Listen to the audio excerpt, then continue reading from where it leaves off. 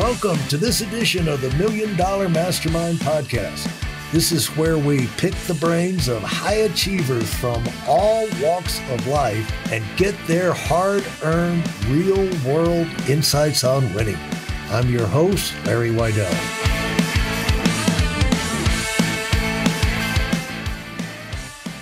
I'm just curious how you would define what you were attracted to early on growing up and what grabbed your attention of what you thought you would like to do and how that compares with what you're doing now. Yeah, I mean, that's two questions. Question one is, I was interested in music and I studied music post-secondary as a bass player. And I played in bands and battle of bands and things like that.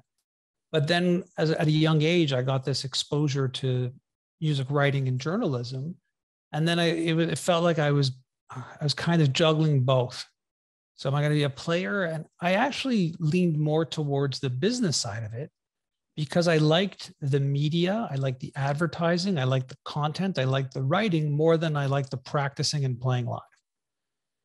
So choosing, and again, this is, what would have been senior high school for American audiences, but we call it SAGEP up here, which is great. After grade 11, you do 2 or 3 years of this. It's almost like pre-college study.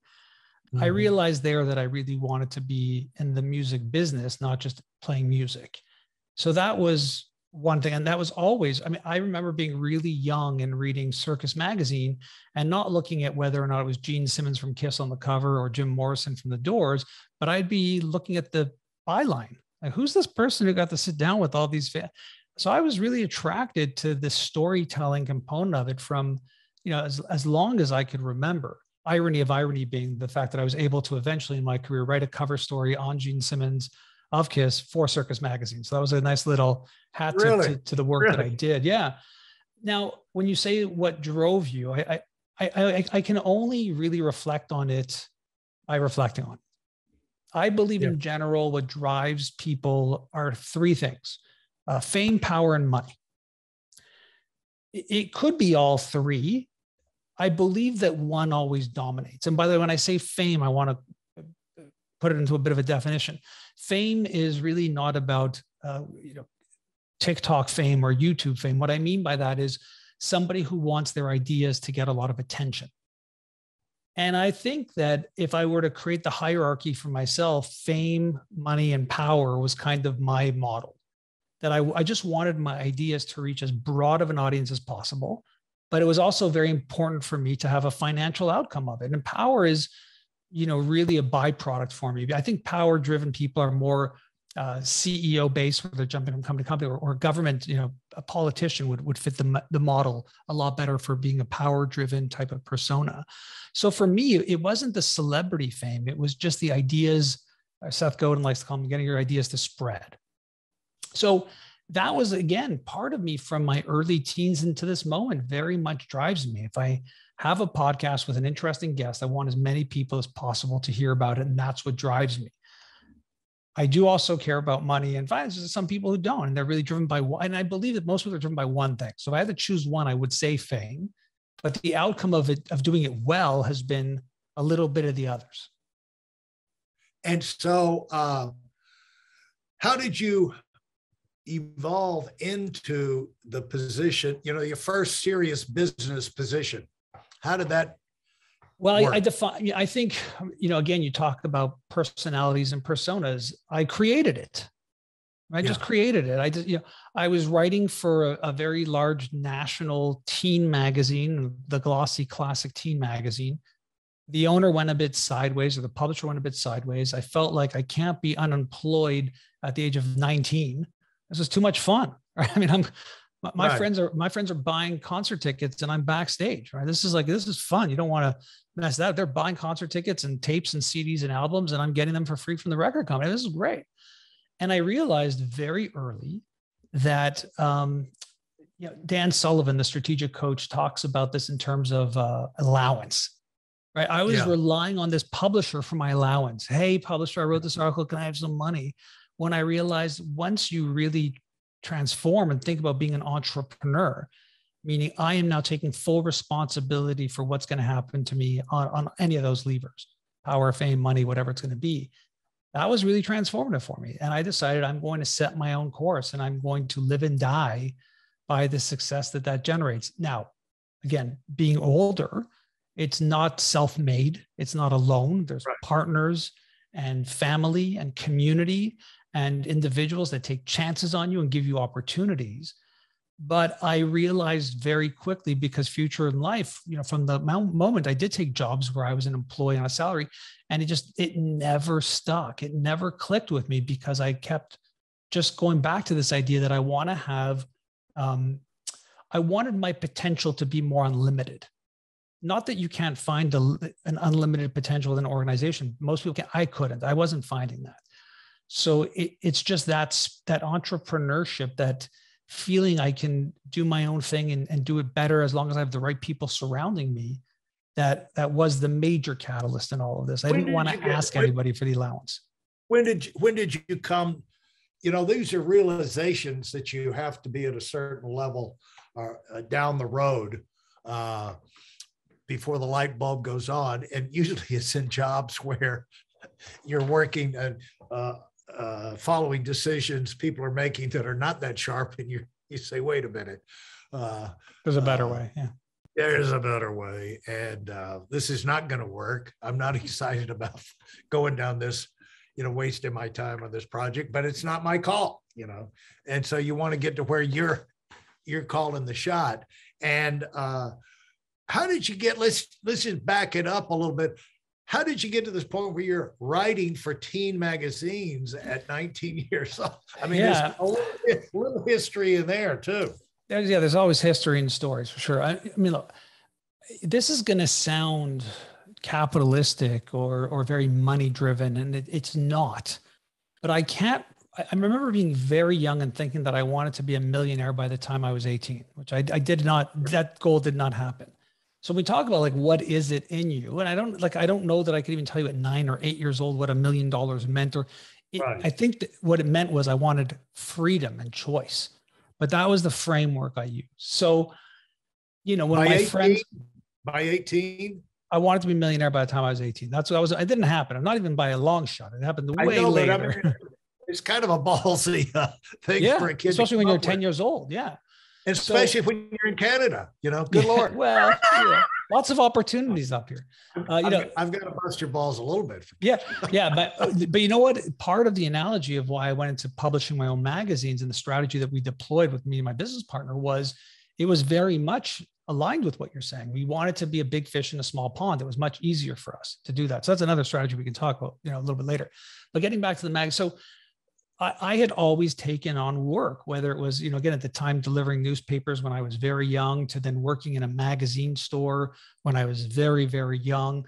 I always held these jobs, frozen yogurt, retail, you name it. And at the time, this was at the early days of CDs being released in music.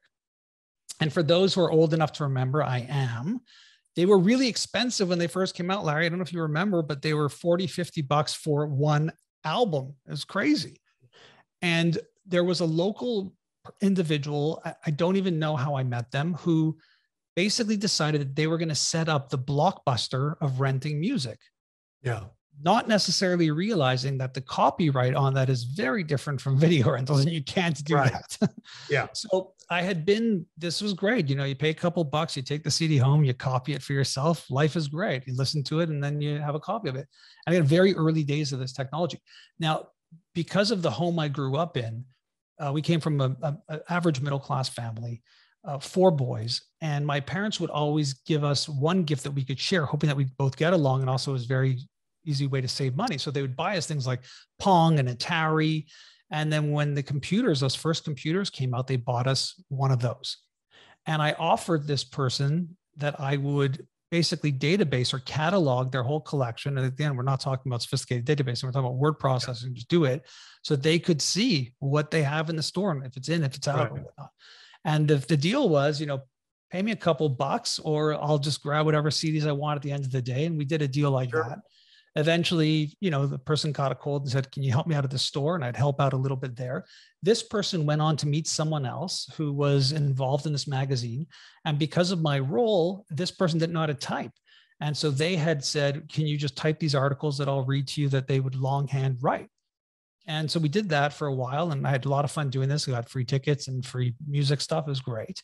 And as a thank you, they invited me to go with them to Toronto. They were interviewing an artist or going to see some artist, I don't remember. And on the road, on the way there, they had one of the earlier mobile phones, got a call that Tommy Lee from Motley Crue was in town. And the person looked over and said, why don't you take a run at doing the interview? So I did the interview, said, why don't you write up the article? I wrote it up. And the person submitted it as their own work. I was totally fine with this. It was just a great experience. But the editor recognized that it wasn't really their work. And that's when I was introduced. And the publisher at the time was really cool. They basically said, what would be greater than a teen magazine having a teenager write for them? And so I got this gig. So I had all these intersections happening. It really is a moment where, you luck out, you're in the right place, right time, but you take advantage of the situation, you demonstrate your skills. But it's a culmination of me being really passionate about music, me having a high knowledge base, me enjoying writing and reading, me having the skills on the computer. And what's most fascinating is that my friends who I had from the music industry for many decades, and when I switched over to marketing and media, they were always shocked at this. Like, how did you do this? I'm like, it was all there. I mean, it's all there when you look back. It seems weird when it's moving forward, but when you look back, a lot of these skills and competencies and passions seem very obvious to where it is today. And I try to keep the flames on all of those a bit hot. I like running them a bit hot. So I'm not somebody who rests on the fact that Motley Crue was really popular in the late 80s. I want to know who's popular now. I want to go back and listen to other genres. And I believe that exploration and my passion of music leads me to create better work, much in the same way as technology. The more technologies I expose myself to and don't close my mind off to, the more opportunities have been abound. So while everyone sits here panicking about what's happening in the stock market and what's happening with NFTs and crypto, I'm very open to experimenting and trying different things, whether it's physically, investing in it and or just being tangentially involved in it, because I've seen enough to know that none of us really know. But if you don't get there early, you can get old really fast. Right. Couple of things. First of all, it speaks to, from the beginning, the importance of pursuing the things that you're naturally curious and excited about, because that's when you're willing to take, you had the phrase, always grabbed every job that was out there. And if that's going in the direction you have an interest in, an enthusiasm for, a curiosity about, you don't mind doing those jobs. Like Simon Cowell started out. He knew he wanted to be a producer. He wanted to get into television, this, that, and that. There was one main guy. I forget his name right now. One main guy, legendary in town. Well, Simon, the young kid coming up, he worked his way into where he got in the room, and first thing he did was he would go get the coffee. He didn't have a job. Yeah. But, he was the guy who got the coffee for the longest time.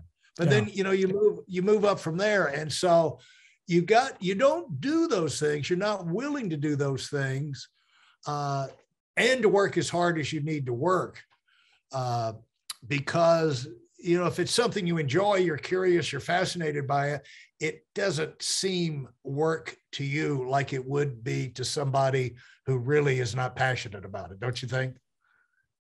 I think it's part of it. I think the other aspect that I don't see as much these days is willing to go long and go deep, even when it's not right. Yeah. And what I mean by that is, over the course of running the agency, we had literally thousands of employees that cycled in and out. And as we grew and changed, I'd often be happy to go for coffee or lunch with them. I believe that as much as you have mentors who may be authors who are dead or senior people, everybody should have a mentor who is just out of university, showing you what's what and what's new and what's exciting. And it is a very important thing. And I really always enjoy being around that spirit, that that moment in time where you can take risks I love that time of people's lives. And when I have these conversations, it was always, well, I can get paid $20,000 more and get a higher job salary and go over there and do this. And these people who would cycle like that, they might have the job title and they might have the salary, but they never went deep or long in anything. And it eventually catches up to you. And so the only difference that I would add on to that is I kept a lot of jobs that weren't for me in industries that I didn't love for a long time. And I went deep on those jobs because it's almost like I wanted to make sure it wasn't, either it wasn't for me or I had done my best to go through it. Because it's easy to have success once you're in it. It's very hard to keep coming back when it's not something you love, or you're making mistakes, or you don't know everything you think you know about it. And because I was willing to go through, what maybe some people call the grind, I don't know if that's true or not. That's just my personality. And I do believe that in the end, while it might have taken longer and have been a harder road, it made me better in everything. Every job that I quit to start something new, and I didn't have that many of them, or ventures too, I feel like I did everything I could, meaning there was nothing left. And again, when you run an agency, client problems, all you're doing is solving problems all day and night. And I think there's a real value in being able to build a relationship and come back when things go really, really south, not to quit and not to just move on.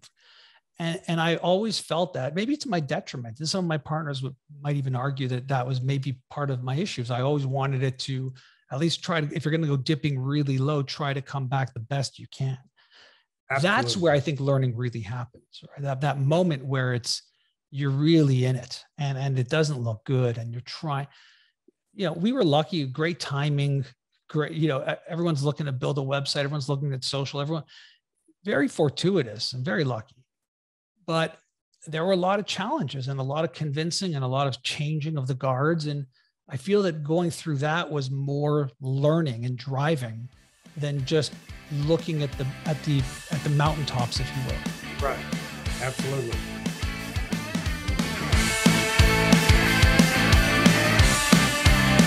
Thanks for listening to the $1 Million Mastermind. If you felt there were any valuable takeaways from this episode, please take a minute and leave us a 5-star review. Your feedback is important and really helps us get the word out to a wider audience. Remember, we have a valuable webinar that is absolutely free. Register for it right now at whitealumwinning.com. Thanks for listening.